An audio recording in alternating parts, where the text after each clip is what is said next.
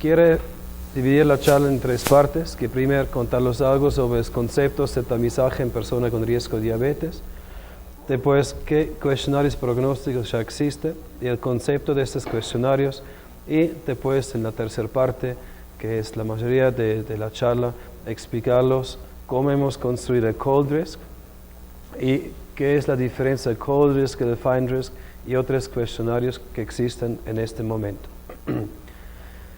Cuando hablamos sobre el concepto de tamizaje, tenemos primero pensar quién tiene prediabetes y quién tiene diabetes. ¿Quiénes son estas personas que tienen riesgo de padecer esta enfermedad?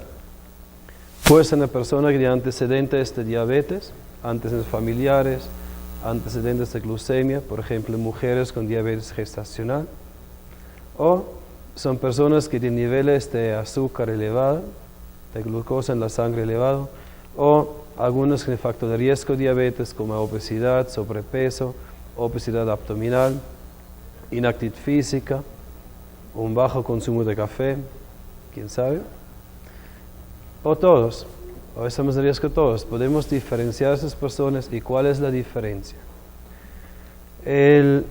Lo que sabemos qué pasa con personas que tienen intolerancia a glucosa en ayunas alterada, que son, hablamos de prediabetes. Sabemos que la devolución de personas con normoglucemia, glucosa en ayunas alterada y a diabetes es un 4% por año. O sea, todos los pacientes que tenemos con glucosa en ayunas alterada, un 4% se devuelve diabéticos. También sabemos que con personas con intolerancia a glucosa, que es otra forma de prediabetes, un 4.3% al año se devuelven diabéticos.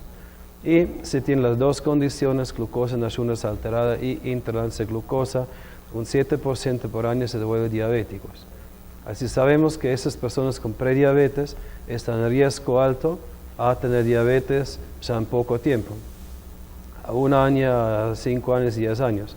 Sabemos que casi un 50% de personas con prediabetes dentro de 10 años tendrá diabetes.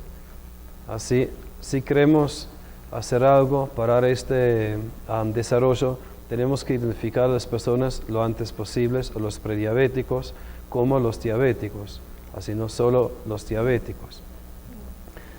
Bueno, entonces, ¿cómo podemos identificar a estas personas? Bueno, una estrategia podría ser, que medición de glucosa en la sangre de toda la población. Hacemos la curva glucemia, que es la prueba de tolerancia a la glucosa con 75 gramos, que no está glucosa en ayunas y a 2 horas a toda la población.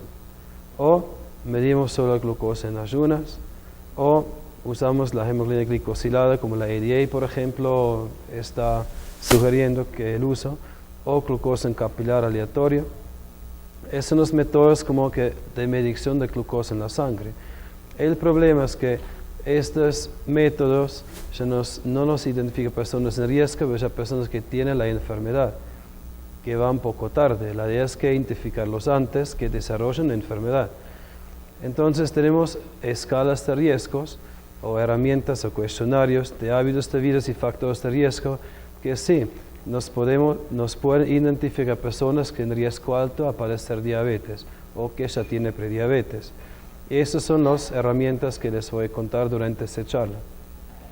Y es el beneficio que podemos identificar temprano personas en riesgo a tener diabetes en el futuro. Y así podemos hacer intervenciones, porque sabemos que las intervenciones de cambio de estilos de vida, que es actividad física, reducción de peso, pueden prevenir y postergar la diabetes. La clave es, como siempre, cómo implementarlo en la práctica clínica, ¿no? Entonces, el primer paso es tamizaje. ¿Cómo identificar personas en riesgo o diabéticos nuevos? Porque sabemos que por cada diabético conocido hay uno desconocido. Y desconocido porque no da síntomas. Estas personas no saben que tienen diabetes, pero tienen todos los factores de riesgos. Cuando hacemos tamizaje, queremos saber cuál es la probabilidad que personas con test positivo tengan diabetes o trastornos de metabolismo de glucosa o prediabetes.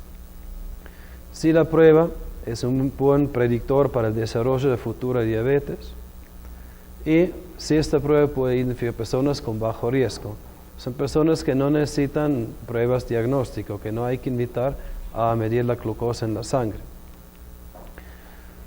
Un previo tamizaje no es diagnóstico, es para tamizaje, identificar personas en riesgo que después van a prueba diagnóstico. Y los pruebas de tamizaje es más económico, un cuestionario es mucho más económico que medir a toda la población la glucosa, la glucemia en la sangre. Y al final que queremos saber que la prueba de tamizaje positiva necesita lógicamente confirmación de la prueba diagnóstico. La idea es con esta prueba de tamizaje identificar a qué personas pedir una curva de glucemia, que es el estándar de oro diagnóstico diabetes, es la PTOG con 75 gramos, para no medir la glucosa en toda la población. Hay criterios oficiales para el tamizaje de Wilson, que es la condición debe ser un problema de salud importante. La prevalencia de diabetes es oficialmente cerca del 7% en Colombia. Si es un problema de salud importante. La historia natural de la enfermedad debe entenderse. Hay suficiente información que sabemos el desarrollo de la enfermedad. Debe ser etapa latente, reconocible o sintomática temprana. También existen diabetes. Debe ser una prueba fácil de realizar e interpretar, aceptable, precisa, fiable, sensible, específica. También existen. Además que debe ser un tratamiento aceptable y reconocido por la enfermedad. Hay tratamiento de la enfermedad. El tratamiento es más eficaz lo antes que empezamos a tratar a las personas. Debe ser una política sobre quién debe ser tratado. Tenemos las guías generalmente. Lamentablemente las guías no incluyen mucho prediabetes. Y el diagnóstico y tratamiento debe ser rentable. También información que tamizaje y tratamiento es costo efectivo en caso de diabetes. Y la alocación de casos debe ser un proceso continuo. Eso también. Cumplimos todos los criterios para hacer tamizaje para diabetes. Así es el paso importante. Cuando les voy a mostrar después números como datos epidemiológicos, como sensibilidad y especificidad. Eso es para recordarles muy breve qué es la sensibilidad. La sensibilidad es un porcentaje de verdaderos positivos o la probabilidad que la prueba sea positiva si la enfermedad es presente. Así queremos tener la sensibilidad lo más alto posible. Si llegamos a más que 70%, vamos a bastante bien, 80% mejor. Y la especificidad es un porcentaje de verdes negativos o la probabilidad que, si la prueba es negativa, que no tiene la enfermedad. También queremos tener este valor lo más alto posible. Pero si mejoramos la sensibilidad, se empeora la especificidad y al revés. Así estamos buscando un corte ideal que maximice la sensibilidad y la especificidad. Y cuando esté posible el texto que de verdad tiene enfermedad, eso es negativo que no tiene enfermedad. Bueno, eso pasamos. Y bueno, entonces generalmente el concepto de desarrollo de herramienta de tamizaje creemos que es sencilla, económico, es fiable para personas con riesgo de diabetes tipo 2 o trastornos de metabolismo de glucosa. Si es un cuestionario de 20 preguntas ya no es tan sencillo. Si hay muchas mediciones que tenemos que hacer para conocer un riesgo, tampoco es tan fiable. Debe tener la capacidad que podemos aplicar la herramienta fácilmente en toda la población y que no requiere extracciones de sangre o otras medidas que requieren personas capacitados o equipos especiales. Eso sería ideal, ¿no? Tener herramientas así. Entonces, ¿cuáles son las cuestiones existentes para tamizaje de detección de personas con diabetes mellitus? El primer test fue FindRisk, desarrollado con Jaakko Tuomilehto, el papá de FindRisk, y Jana Lindström. Jaakko es el abuelo de ColdRisk, como se ve. Es un cuestionario de 8 preguntas, de 0 a 26 puntos la escala. Preguntas sobre índice de masa corporal, sobre cintura abdominal, antecedentes familiares de diabetes y otros factores como actividad física, consumo de frutas y verduras. Se suman los puntos y pasada de la suma de puntos dividieron las personas en categoría de riesgo alto, riesgo bajo.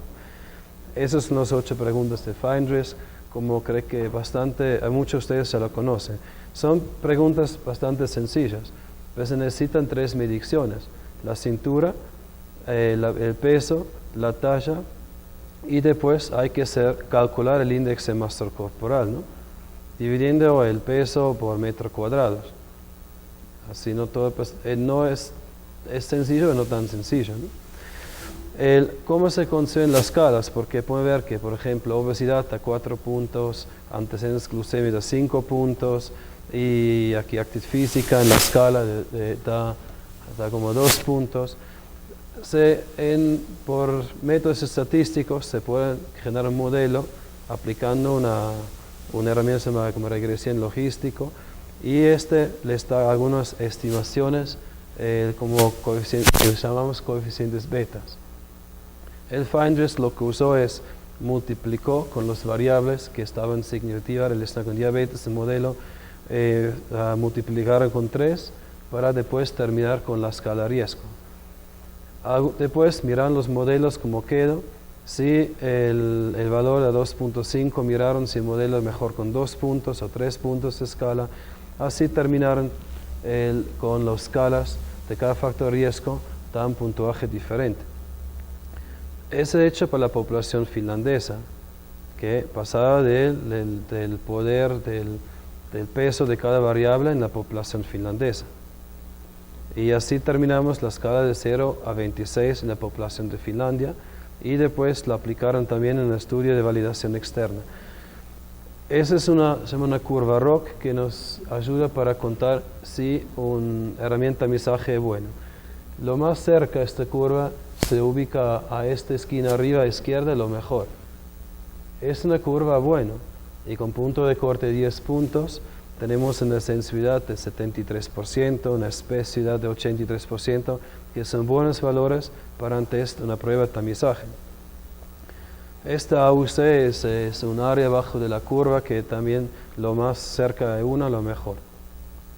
Es como 85%. Así se desarrolló el Findress y así se mostraron después la escala. Dinamarca también desarrolló su propia escala de riesgo, porque la recomendación es validar el Findress que en otros países, o validar su escala con datos de su propia población antes de aplicarlo. Como ven que Dinamarca tiene también el agrego como género o sexo a la escala. El resto tiene preguntas muy similares, no tiene lo de frutas y verduras. Ellos calcularon como la escala de riesgo, multiplicaron por 10 los coeficientes betas, así 10 veces 0.69 es como 6.9, da 7 puntos de riesgo. 10 veces edad de 30 a 40 años son como 13 puntos. Y como vemos que eso termina la escala de 0 a casi 50 puntos. Es otro método, otro ejemplo cómo armar un cuestionario de este tamizaje. Hay cuestionarios de Leicester en Inglaterra, hay cuestionarios como detección de diabetes de Tailandia, que tienen 6 variables y tiene índice de masa corporal, cintura, hipertensión, antecedentes glucosa, no tiene frutas y verduras ni actividad física dentro del cuestionario. Y una cosa ahora que me recuerdo es, en el Findress, el consumo de frutas y verduras todos los días y la actividad física 30 minutos todo el día no fue estadísticamente significativa predictor de diabetes en el modelo, pero lo dejaron adentro para el mensaje de salud, más para la gente está consciente que la actividad física es beneficiosa, pero no hay razones o no podemos justificar dejarlo dentro del modelo por parte estadístico, pero tampoco empeora el modelo. Pero son 2 preguntas más para preguntar a las personas. En India tienen la escala de riesgo, hay la escala de riesgo también de Australia, hay uno de Filipinos. Los filipinos compararon 3 curvas, una validación del Findress, un Findress modificado y entre el Findress original. Y podemos ver las curvas son muy similares, no hay mucha diferencia. La diferencia es que los Findress modificados tienen menos preguntas. Se cree que si hay menos preguntas es más fácil, es más rápido aplicar una prueba. Pero podemos ver que son iguales las 3 curvas. Así cualquier de las 3 va bien. Lo que voy a sacar que es el mejor punto de corte por cada cuestionario. En el FINDRISK fue 10 puntos, en la escala de 0 a 26, si en 10 puntos o más es recomendado invitarlos en la prueba diagnóstico, a una curva glucemia. Ese punto de corte es bien específico para cada población donde aplicamos esta herramienta. Y al final trabajamos, como par de años pasados, en Mauritius, una escala de riesgo que consiste solo de 4 preguntas, porque el resto de variable no fue necesario agregar al modelo porque no aporta mucho al modelo. Así depende de cada país cómo validar el cuestionario. Si preguntamos que, bueno, ¿hay diferencia de factores de riesgo para diabetes tipo 2 entre poblaciones diferentes? Y los factores de riesgo son los mismos, pero la contribución relativa al modelo son diferentes. Puede ser que la obesidad en Finlandia da 5 puntos de riesgo, pero en Colombia es solo 2 puntos de riesgo. O puede ser que acá tratamiento hipertensivo no es relacionado con diabetes, así no es necesario modelo. Así cuando validamos un cuestionario, necesitamos ponderar los valores de cada variable, tenemos que ver cuáles de las variables es necesario tener modelo, cuáles no es necesario, y dar los puntos, la escala por cada variable según datos de la población colombiana y no de Finlandia, porque Finlandia es un poco diferente. Bien, entonces, la idea que lo que hicimos con la OES, con el Observatorio de Diabetes de Colombia, es validamos el cuestionario FINDRISK para Colombia, desarrollando el COLDRISK, el Colombian Diabetes Risk Score, la escala de riesgo de diabetes de Colombia. Ese fue un proyecto financiado con Novo Nordisk, con apoyo de la Mutual Ser, con la OES, con la Observatorio de Diabetes, y fue un proyecto de demoró casi 12 meses. La implementación fue más rápido, pero todo el proceso de planificación, de buscando recursos económicos para implementación, demoró su tiempo. El objetivo general fue aplicar, desarrollar y determinar la capacidad discriminativa de un instrumento, una herramienta, construida a partir de escala FINDRISK para la detección de personas con alto riesgo de trastornos de metabolismo de glucosa en el contexto colombiano. Así, la validación del instrumento para la población colombiana. Con los objetivos específicos, cuáles de las variables del FINDRISK hay que integrar el modelo de COLDRISK y si hay otras variables para agregar. También cuáles son las variables sociodemográficas, estilos de vida, si por ejemplo toca el tabaquismo o no. Y cuando hablamos de consumo de café, el consumo de café es protectivo de diabetes. Así podría ser que sea un factor protectivo. Aquí consumen bastante café. Con estos datos se arman después una curva ROC, como es mostrado la curva, y se determinan los indicadores de la curva con respecto a sensibilidad, especificidad, valores predictivos, positivos, negativos, todas características que nos determinan si esta herramienta es importante y si sirve para la población para implementarlo. Y al final nos ayuda también a detectar como que es la prevalencia de diabetes no conocido en la población de nuestro estudio y qué porcentaje ya tiene prediabetes. Así nos sirve un tamizaje en la población diabetes usando en directa curva glucemia.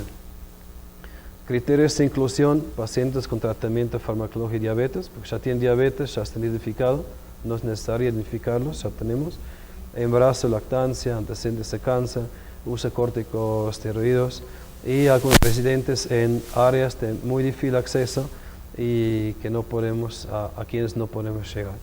Son criterios de exclusión generalmente aplicados en este tipo de estudios y también otros estudios. Y invitamos a los afiliados de Mutual Ser, una EPS en la costa atlántico, participantes de 30 municipios de 5 departamentos donde están, ponderado por el tamaño de la población que registraron en Mutual Ser. Terminamos al final con 2.060 afiliados, como con datos, con todos los datos que queremos. Tuvimos 2.600, pero al final algunos no tienen datos completos y no podemos usarlo. Es una tasa de respuesta de más que 70%, que es suficiente. Además que para validación de una herramienta no se necesita una muestra representativa, es suficiente tener como una cantidad grande de personas. Todas esas personas invitamos en los 30 municipios, 5 departamentos, a un examen sobre el riesgo de diabetes tipo 2. La muestra fue calculada basado de una sensibilidad del cold risk de 90% y 80% de especificidad. Es en parte estadística, así podemos calcular el tamaño mínimo de la muestra, que fue como 1.900 personas, considerando una tasa no repuesta de 30%. Así eso superamos, así en este punto de vista el tamaño de población fue suficiente para este tipo de estudio. Los hábitos de vida y factores de riesgo de diabetes y enfermedad cardiovascular como fue evaluado por un cuestionario administrativo por el encuestador. Fueron preguntas sobre estilos de vida, sobre hipertensión, diabetes, alimentación, actividad física. Y a todas las personas medimos la tensión arterial, el peso, la talla, la cintura, y hicimos una curva de glucemia con 75 gramos de glucosa en ayunas y a 2 horas. Durante 2 horas que esperaban, hicimos las mediciones del cuestionario. Y después las personas esperaban la segunda toma de muestra después de 2 horas. El proyecto fue aprobado por el Comité Ético del Hospital Militar Central, que es necesario ya porque tomamos muestras de sangre. Y a los participantes entregamos los resultados de la muestra de sangre si tiene prediabetes o diabetes, que es también parte de buen conducto, ética de investigación. ¿Cuáles fueron los resultados? Les voy a mostrar primero algunos resultados descriptivos del estudio y después los resultados de la herramienta COLDRIS. Es la prevalencia de trastornos de metabolismo de glucosa en esta población. Podemos ver que con más edad, aquí abajo vemos las categorías de edad, lo más edad, lo más alto la prevalencia de trastornos de metabolismo de glucosa. El parte que está casi negrito son los diabéticos nuevamente identificados, casos nuevos de diabetes. Y podemos ver que en grupos de más alto hay más diabetes no identificado anteriormente. Y también la prevalencia de intolerancia de glucosa, que es IG en esta diapositiva, aumenta con edad. Y hay bastante personas en el grupo de edad de más que 64 años, un 50% de personas ya tienen trastornos del metabolismo de glucosa. En el grupo de edad menos que 45 años es un 15-16%, que es mucho que ver con los factores de riesgo como obesidad central y la inactividad física. Cuando miramos de estos trastornos del metabolismo de glucosa, que es la prevalencia de diabetes según el índice de masa corporal, pudimos observar que en las personas en hombres y mujeres con índice de masa corporal más que 30, la prevalencia de diabetes es hasta 2 y 3 veces más alto que en personas con índice de masa corporal normal. Eso es también de acuerdo con otros estudios que mostrando que la diabetes es más prevalente en personas con sobrepeso o obesidad. Y cuando miramos según niveles de actividad física del IPAC, que es el Cuestionario Internacional de Actividad Física, no observamos muchas diferencias. Pero uno de los problemas es que nuestra población está bastante inactiva. Un 80-90% está inactiva en actividad física, si no llega a las recomendaciones, a los niveles de actividad física recomendados. No hay diferencia. Si todo es inactiva, no puedes mostrar mucho como diferencia en la prevalencia. Pero si aplicamos como la circunferencia abdominal y también observamos que como un indicador de obesidad central y observamos que si tiene obesidad central, si definimos con más que 90 centímetros en hombre o 80 mujeres, que la prevalencia de diabetes o de trastornos de metabolismo de glucosa es al menos un doble. En caso de diabetes, en hombres fue casi 3 veces más alto, en mujeres también. Así, la obesidad es un factor de riesgo, a menos parece que hay más casos de diabetes. También la aplicamos con puntos de cortes de 94-90. ¿Por qué? Ese es mucho ese punto de corte que se están aplicando o se van a aplicar en Colombia. Basado en el estudio de Pablo Ashna, que midió con tomografía el tamaño, el montón de grasas viscerales según índice de cintura de abdomen. Y cuando vamos a hablar sobre el cold risk, van a ver que nosotros aplicamos puntos de corte de cintura para el herramienta de Colombia. Y bueno, Entonces, cuando aplicamos el modelo para el desarrollo de herramienta de Cold Risk, esas son las variables que al final quedaron modelo. Así no terminamos con 8 variables, pero con un modelo con 4 variables. El consumo de frutas y verduras no fue relacionado con diabetes, ni la actividad física, ni antecedentes de glucosa, que sería diabetes gestacional o una detección anteriormente de glucosa alta en la sangre, no fue significativamente relacionada con diabetes tipo 2, así no fueron agregados al modelo. Una cosa tampoco agregamos fue el índice de masa corporal. ¿Por qué? Cuando tenemos las dos mediciones, cintura e índice de masa corporal, o solo uno de los dos, el modelo fue igual. La área bajo la curva, la sensibilidad y especificidad fue iguales, no hubo diferencias. Y pensamos que para una herramienta sencilla es mucho más fácil hacer solo una medición que 3, y sin calcular un índice de masa corporal. Y si una variable no aporta mucho para mejorar el modelo, tampoco es justificado tenerla adentro.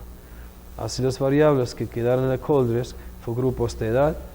El grupo de 45 a 54 años está 1 punto de riesgo, de 55 a 64 años está 2 puntos de riesgo, más que 64 años está 3 puntos de riesgo. Si en cintura más que 94 en hombres o 90 o más en mujeres, tienen 2 puntos de riesgo. Si tienen tratamiento antihipertensivo, a 2 puntos de riesgo. Y si tienen padres o hermanos que tienen diabetes, a 2 puntos de riesgo.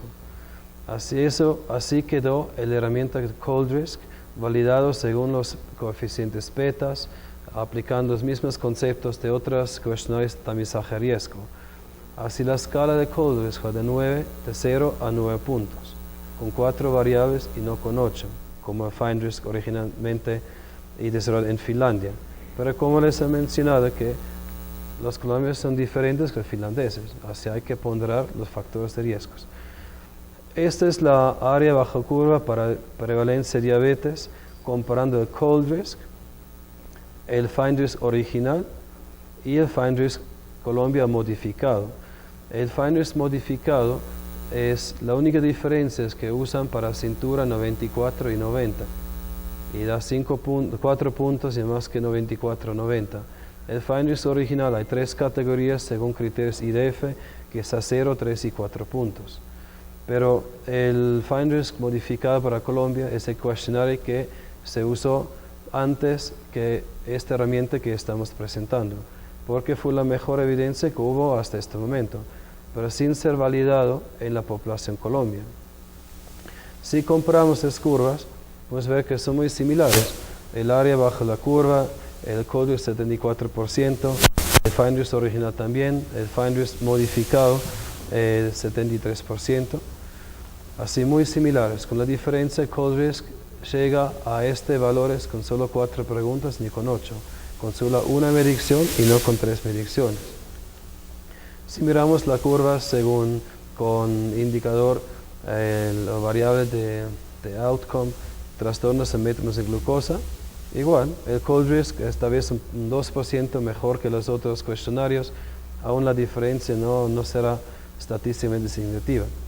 Pero el Cold Risk en 4 preguntas puede predecir igualmente diabetes o trastornos de métodos de glucosa que el Fine Risk original o el Fine Risk modificado, y es mucho más sencillo.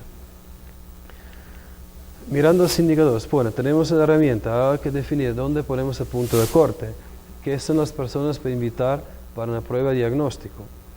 Si miramos los puntos de corte de Cold Risk, para 3, 4, 5, cómo cambia la sensibilidad y especificidades, también porcentaje de la muestra de población, que sería que pensamos con punto de corte 4, nos da una sensibilidad de 73% y en especificidad 67%. Son buenos valores para una herramienta de tamizaje de diabetes. Y esos serían 30% de la muestra que tuvimos si la aplicamos en la muestra de población mutua ser.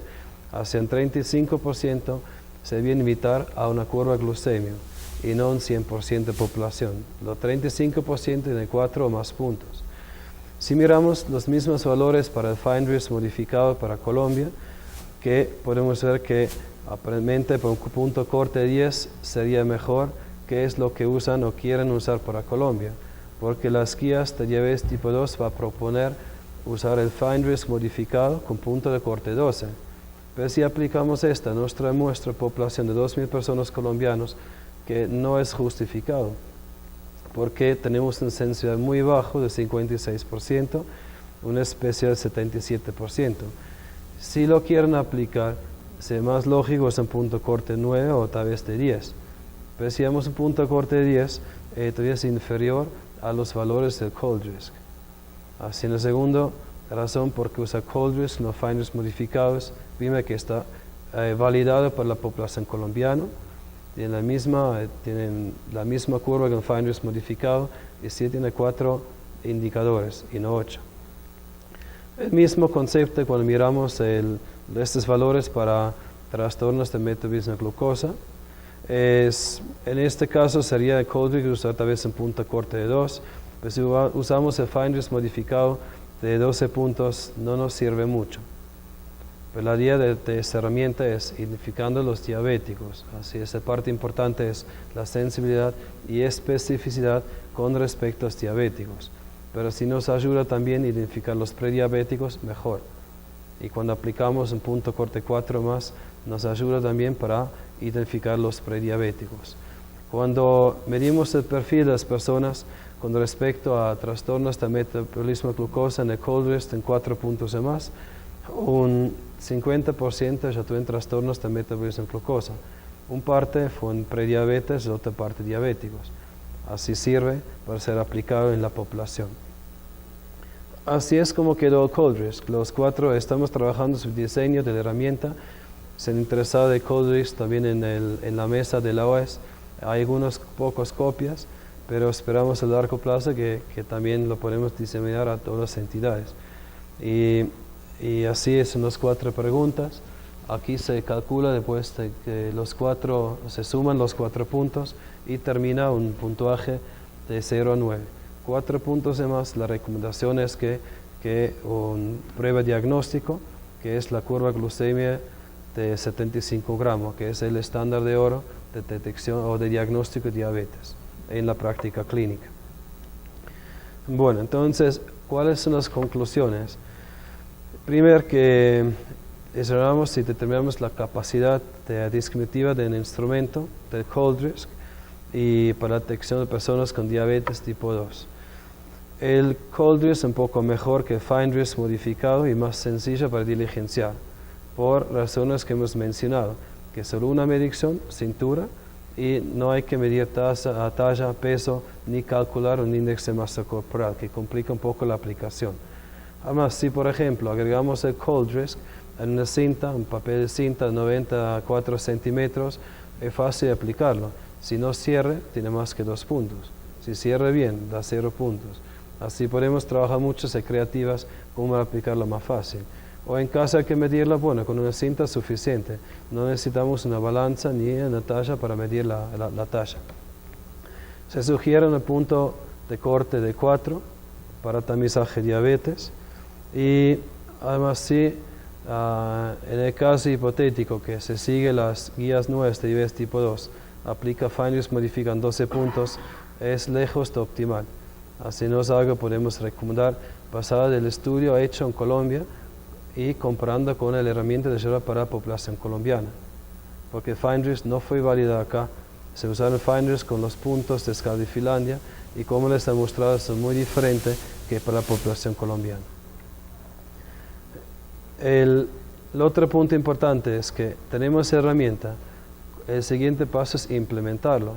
Eso tenemos a todos nosotros, con todo el apoyo de las instituciones, de parte política, de las fundaciones, de las IPS, CPS, buscar la mejor estrategia cómo implementarlo, para que no quede como una publicación, pero es una herramienta que sirve para atención primaria de Colombia y para identificar personas con diabetes que entran en el sistema de tratamiento lo antes posible y también que podemos desarrollar identificar prediabéticos para después desarrollar intervenciones de cambios de estilos de vida en prediabéticos para reducir los costos relacionados con diabetes y la carga de diabetes.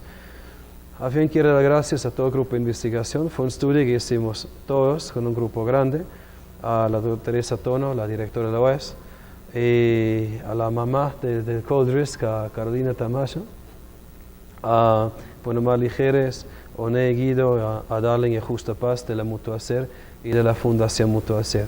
Y todos los auxiliares de enfermerías y el equipo de trabajo que ha trabajado duro, viajando hasta con lanchas a algunos municipios, en algunos departamentos en la costa. Fue un trabajo en equipo, el trabajo a campo demoró como 5 meses y fue bien, fue una experiencia también interesante de aprender cómo funciona como investigación en esos departamentos. Y esperamos que esta herramienta se va a servir para ser aplicado en sus instituciones. Muchas gracias.